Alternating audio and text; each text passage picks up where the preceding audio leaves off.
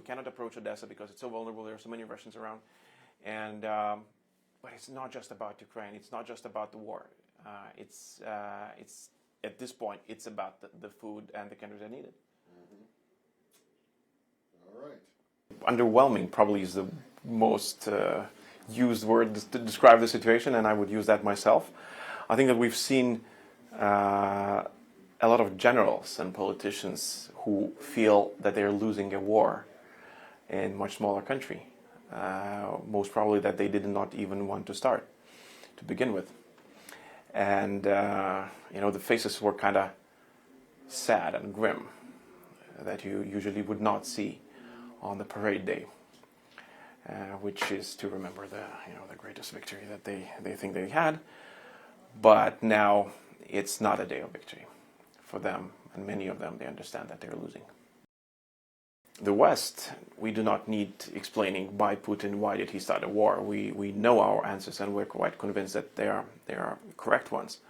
So who is convincing? Who is he convincing then? And I would say that probably is his inner, bigger, smaller circle. Probably these are the people who most likely are starting to question the motives and the successes or the losses that they are facing in Ukraine, and whether it was all worth it. Not even just Putin, but just the whole regime. Because one might change. Putin might be changed by his inner circle, but another Putin might rise into his place. And so, as long as the regime with intent to wage wars outside Russia's territory is in place, the countries surrounding it are in danger. And if one thing was proven to those who doubted after 2008 in Georgia and 2014 when the first war in Ukraine started, is that Russia is an aggressive country. That's very clear.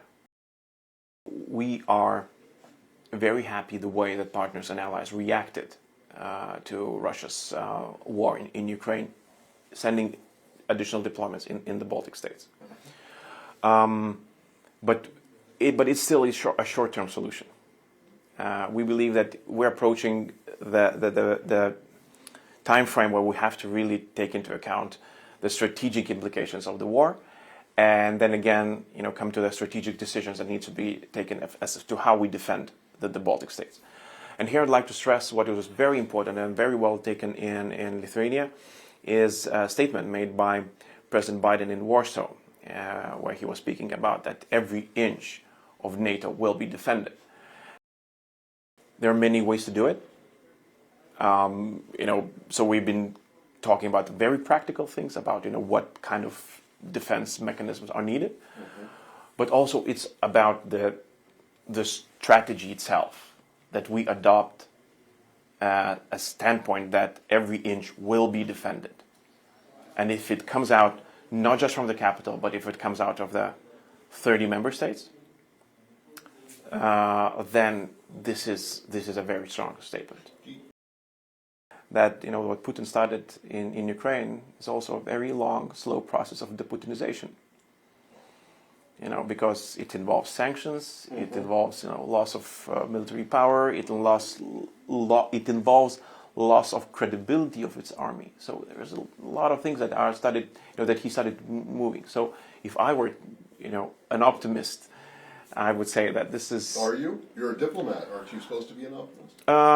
That the process of deputinization has started, I'm optimistic in that. The problem is that it might be a very, very slow process. Right. Ukraine harvest is going to be exceptionally good this year, but I thought all the tractors were hauling away Russian